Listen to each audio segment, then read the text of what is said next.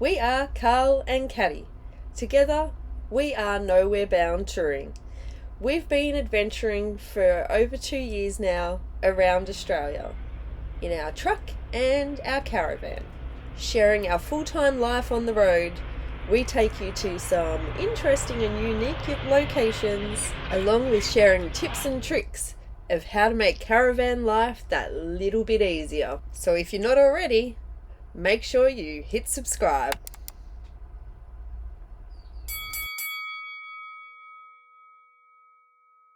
G'day everyone, I'm hanging out here at the truck, and as you can see it's in a bit of disarray with stuff everywhere, and there's a reason for that. I'm super excited because this ARB compressor, which is only new, it was replaced in September last year, so just over 6 months old. This ARB compressor is going. I'm going to get rid of it, I'm going to sell it off cheap, but what I'm more excited about is what's going to replace it, because this is going to fix all of the problems we've been having with the compressors, unreliability, the time it takes to pump up our tyres and so on. It's going to fix it all. So watch this. Out with the old, which is a new old, and in with the new. As you can see, I've got the back wall off and I've wired up an isolator and a new compressor. So this compressor is more of an industrial quality compressor. It's quite heavy. It's not for the standard, four-wheel drive owner with a car and so on. It's too heavy for that. But for light trucks and trucks like we got, this is going to be perfect, I hope. It pumps up to 200 psi. I'm going to have it set for about 150. It can run air tools like rattle guns and so on directly from the compressor. You don't even need an air tank for this. It's got so much air delivery, and it's got high pressure air delivery as well. We got it from Jedair Compressors in Queensland. We're going to stick this in and show you hopefully how well it goes, because I am pretty confident that it is going to perform great. We have sacrificed one of our dog cages for it. We could have put it in other positions, but here's a nice position. We're just going to put a barricade off above the compressor. I'm going to mount a little air tank. The air tank is not for an air reservoir as such. This compressor has got such high flow that the little Schrader valves on your tyres cannot handle the flow, and it will cut in and out and cycle when you're pumping up one tyre. We will have dual air leads off the truck either side, so we will have enough capacity to pump up 2 tyres at once at double the pressure than the old ARB virtually. It was rated to be 120 psi, I think it was, but there's a difference between rated and continuously perform at that pressure. So this is continuous pressure, 200 psi all day long.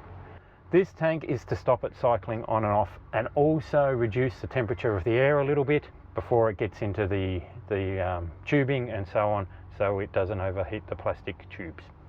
So that's going to go somewhere here, compressor underneath it, and outlet either side like I said, and I can't wait till this baby's going.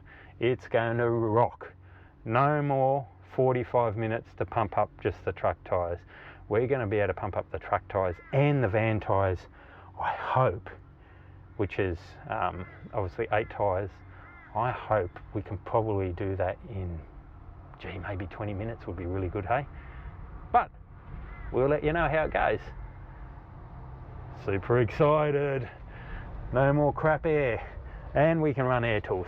Anyway, let's crack on with it. The motor is a 4.8 kilowatt 12 volt motor. You can get this in either 12 or 24 volts. And it needs the appropriate size cables, because it's going to draw about 180 amps continuous load when it's running. I've also installed an isolator so that we can physically disconnect it if we want to, and only use it when we need it. It also has a switch on the top It will be controlled by a variable pressure switch that we're going to set to about 150 psi, and I have a water drain in the tank, a pressure relief valve that's going to be set to 150 psi, so I hope that is okay. If not, I've got a slightly higher one, 200 psi, if it continuously blows off. And we have a high temperature Teflon braided hose that runs from the actual compressor head to the tank. You can't use a standard PVC or rubber. It's not a high enough temperature rating. It cannot withstand the heat that the compressor produces, because it will run very hot. So that'll help with the cooling as well. The tank will help with the cooling of the air, and by the time it comes out the other side, we should have a reasonable quality of air, tons of air pressure and tons of volume. By the way, did I mention I'm so excited? Ooh. Oh, if I can find the right size spanner, it'll be a good start. Of course, we're going to mount the pressure switch on the top, away from the moisture. The drain valve we are going to put as close as we can to the bottom, which is sort of in the bottom, so that when the water condensates, we can drain it off.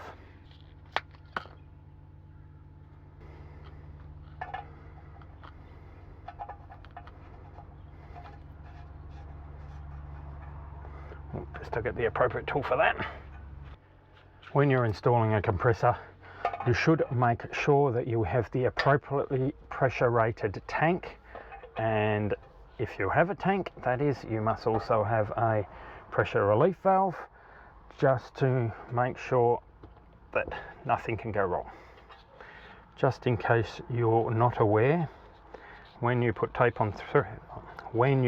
tape on fittings, you need to wrap it so that when you do the fitting up, tighten the fitting up, it also tightens the tape up. So as you're screwing the fitting in, the tape will be tightening on itself. If you do it the other way, as soon as you screw it in, the tape will loosen off and won't be any good. Done. One thing. Next, our drain valve. When I was researching to find a suitable compressor, I initially approached Airbag Man, and I gave them all the specifications of what I wanted to do with the system, how I wanted it to perform. They went away and they come back a day later and said, sorry, there's nothing that we can provide you that will work suitably for you, which is very impressive of them. A big thumbs up to Airbag Man for working it all out and helping me out with that. When I found the Oasis compressor from Jedair, that is obviously way beyond anything that I was looking at. It easily satisfies everything that I wanted to do, plus better. But of course, nothing is for free in this world. There's always a compromise. The compromise with this compressor is the weight. It's a lot heavier than other compressors because it's made like a tank. The size, it is a little bit bigger, and the price, you don't get anything for free. So just in case you're wondering, this system costs me more than $3,000. So it is more than triple, or the ARB compressor for instance, and so on. So it's not a cheap option, but it was our only reliable option that is going to perform how we want it. Just want a little bit more. We get the valve around the front just to make it easy.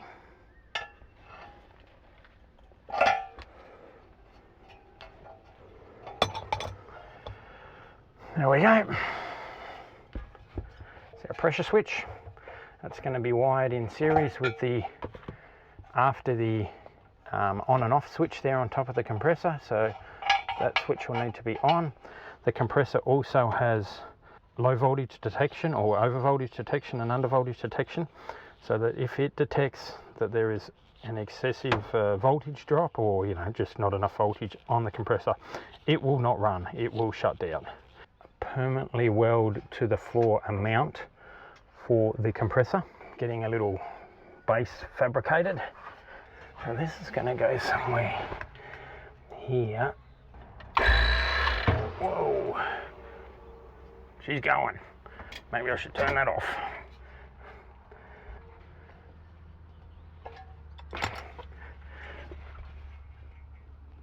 Somewhere like that. Now, for the people that are quite cluey with all of this sort of stuff, you will know that this is not a cheap option for a compressor. It is dear. Mind you, the ARB compressor is now $1,200 roughly for that one in the case that we have, and the original one was repaired twice by ARB. It had some major issues. It had a broken conrod, it had a broken crank, and it had some problems with one of the pistons. So that was all replaced under warranty twice, and we still had problems with the actual unit itself. The ARB one essentially did not like the truck pressure, even though it was rated to it, and it simply took so long to pump that pressure that it overheated. The one that we've got now is still all okay. We haven't used it excessively, and I'm quite confident it'll be great for a new owner. The ARB compressor is not a bad compressor. It is a great compressor for the general public running general four-wheel drives. It will probably go all day long, and it is a good option for them. Comes with good warranty, but it is dear, like I said. On the other hand, I spent a lot more money on this one, but it will perform to its stated specifications without a problem. They are very, very confident that this will outperform any compressor on the market that is available to, you know, generally available to four-wheel drivers. We will definitely let you know how it's going to go, and I'm also quite confident that this should perform beyond my expectations. So this airline, the tanks, the pressure switch and so on was all provided by Jedair as part of the package for the unit. He has varying size air tanks, from this one, which I think is about a 12 up to like a 25 or something litre one, something to that effect, depending on your application. These compressors are normally used commercial applications, so that if you had a portable tyre repair business and you go out and repair tyres on trucks and earth moving equipment, that's the sort of thing that they would be using to pump their tyres up. They use this sort of thing. Super reliable,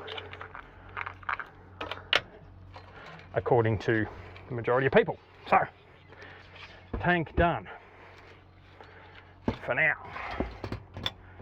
All plumbed up.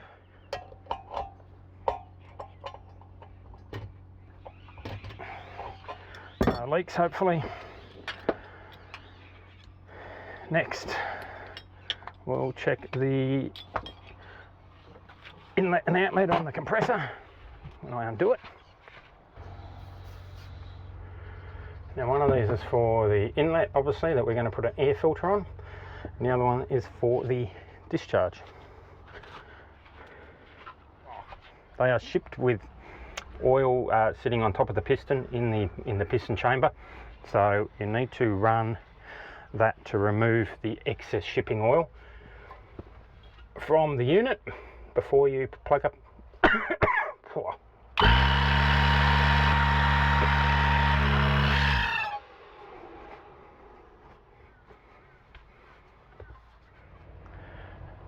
Unfortunately, the pressure switch wires are just a little bit short, so we are going to have to extend them. Not the most ideal thing, but that's the way it goes. I'm going to extend them in a staggered way so that the connectors will fit inside the tubing that I've got, because the tubing is just a tiny bit little. I have mentioned it before, do yourself a favour if you're full-time on the road or even just travelling around Australia, and get yourself a set of quality crimpers. Those little crimpers that you get from like some auto shops and so on that are just a little low quality crimper will not do an adequate job for you. It'll cause you troubles in the long term. So get a good set of crimpers. You'll have to pay a little bit, but it will be worth it. Another thing that will help you out, make sure you always use the right size lugs for the wire that you're crimping. Using a lug that's too big is no good. If it's an emergency situation, well, it's an emergency and you've got to do what you've got to do. But if you can help it, always choose the right size. And if you do use the wrong size because you've got nothing else, when you get back to somewhere reasonable, make sure you do change it and alter it to the correct one. Oops.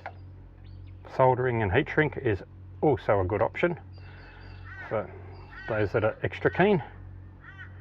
As long as you put a suitable amount of insulation back over it, it will probably give you the least trouble out of all the connections that you can do, connection types. All good. Righto, go on and go follow Nowhere Bound Touring. I love me, I love you. Like and subscribe. That's it. That's it. See, stagger connections. Fits better through the tubing, because this tubing is a little bit tight. Finally sorted him out.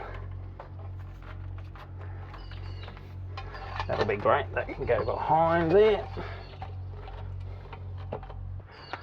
What I will do is put a little bit of heat shrink on here just to make a nice finish. We'll also stop this corrugated tubing from falling down away from the pressure switch, and put some lugs on the end and we'll be good to go. Next job, need to reinstall this back in. I need to cut out the location for the electrical cables and also cut out where the air lines are going to go. Now I need to think about that because I'm not even really sure where I'm going to mount those air lines.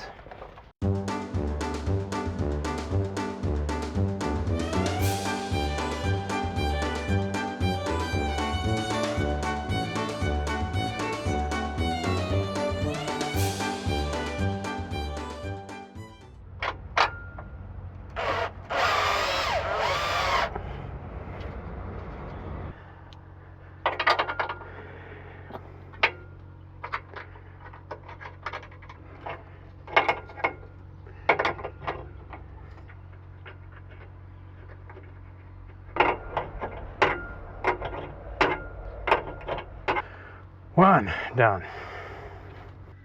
G'day everyone. Day 2 on the compressor. I didn't do a whole day last time, but I fitted in a bit. Today I'm going to be running my air lines to my permanently mounted outlets, one on either side, and also I'm going to get the back panel installed back in here, hopefully with the air tank mounted on it. I'm not sure how that's going to go. We'll start with the easy stuff. I opted to use this, what is it? It's 10mm 3/8 airline to run to my outlets instead of a smaller one. I wanted to try and reduce any impedance to the airflow, such as right angle fittings, even though I do have 1T at the end of the air tank, right angle fittings and so on. So this bigger diameter hose should hopefully allow enough air just in case I want to run air tools. And of course, I want to be able to pump up the tyres as quick as possible. No more of this slow crap, waiting for tyres pumping up when you finish down the beach. A bag of goodies. I went down to the local hydraulic and pneumatic shop. Got all the goodies that I hopefully need.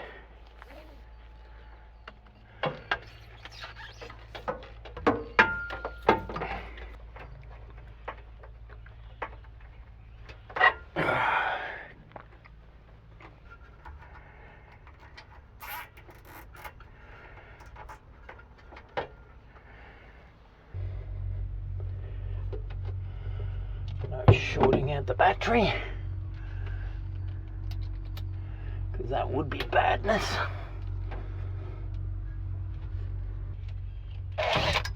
Bloody Harry. Where does that even go?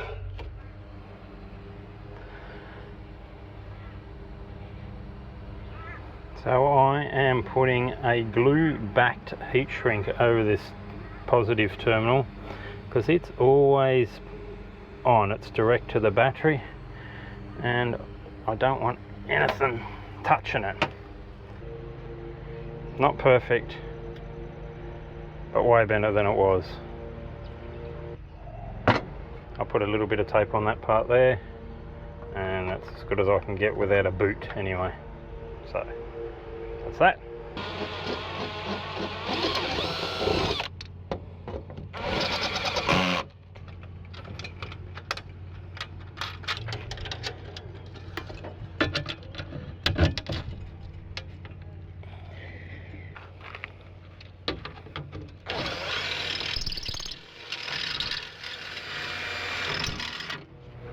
I've broken into my assorted nuts and bolts, and luckily we've got what I need. Otherwise it's an 80k return trip to town, which I didn't really want to do.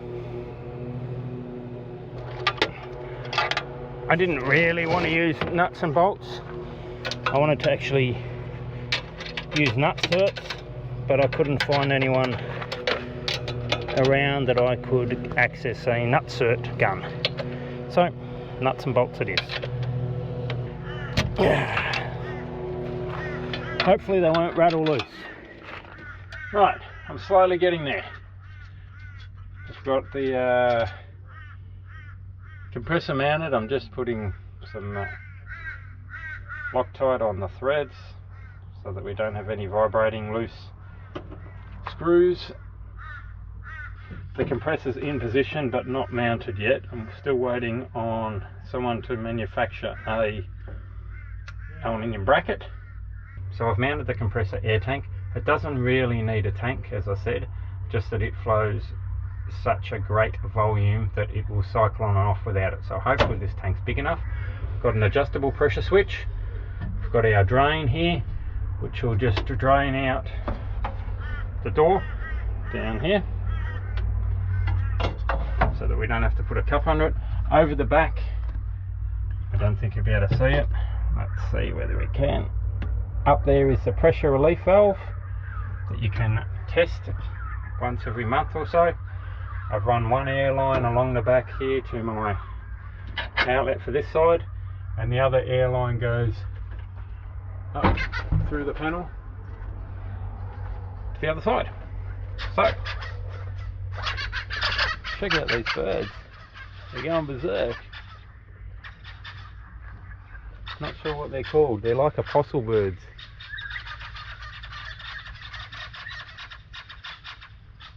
I'm still at it, but I'm happy because it's finished.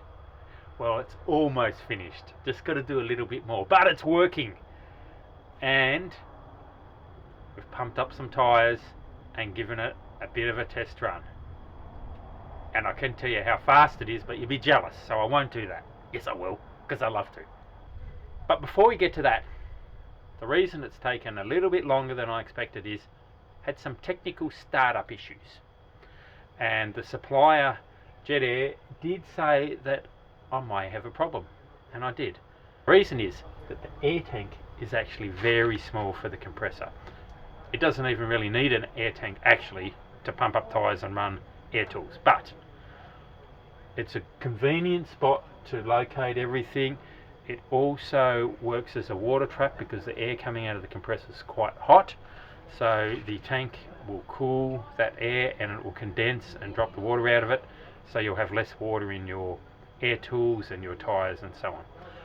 But because the tank's so small, the pressure switch had an issue with, I suppose you could say, pulsations coming from the compressor, and it was shutting it off too early, because as each stroke of the compressor pumps, it sees a higher pressure, it thinks it's at its pressure and turns it off. Switch.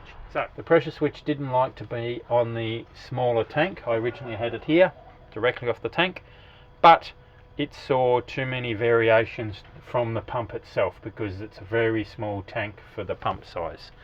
I wanted to go with the smaller tank, even though they normally recommend a larger one. We don't need a larger tank. This is all that we need. So I've rectified that, or fixed the issue, by running the pressure switch on a bit of hose away from the tank, and everything works fine now. That did take a little while to work out, like about 4 hours, but anyway, it's all sorted now.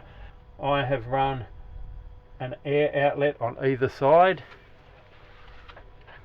So we've got one air outlet here that we can put in our airline, and we've got one on the other side. So we've got 2 airlines, which means that we can pump up 2 tyres at once, which we've done.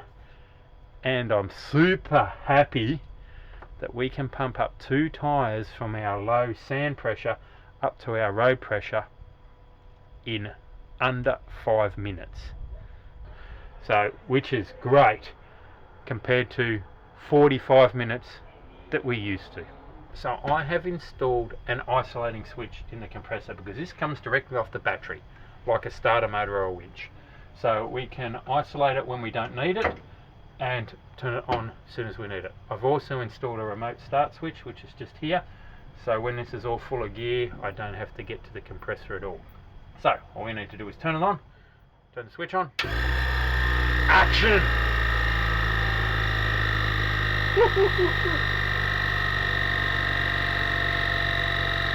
Takes about 1 minute to pump the tank up. We're getting there. Nearly.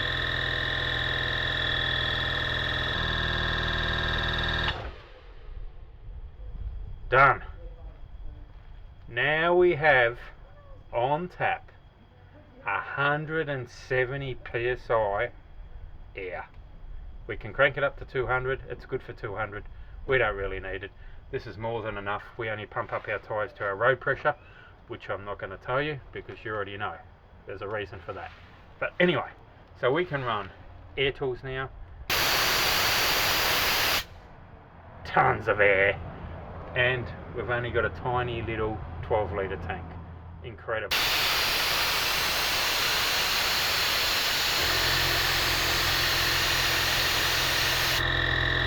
Awesome. Jedair, the Australian supplier and distributor of the compressor that we've just put in, has given us a heap of magnetic stubby holders and caps for us to give away to you guys for free. And when I mean for free, I mean for free. We'll sort out the postage. They've supplied the hats and the stubby holders. All you need to do is to get on and comment on our video about the pressure that we run in the rear tyres of the truck on the road.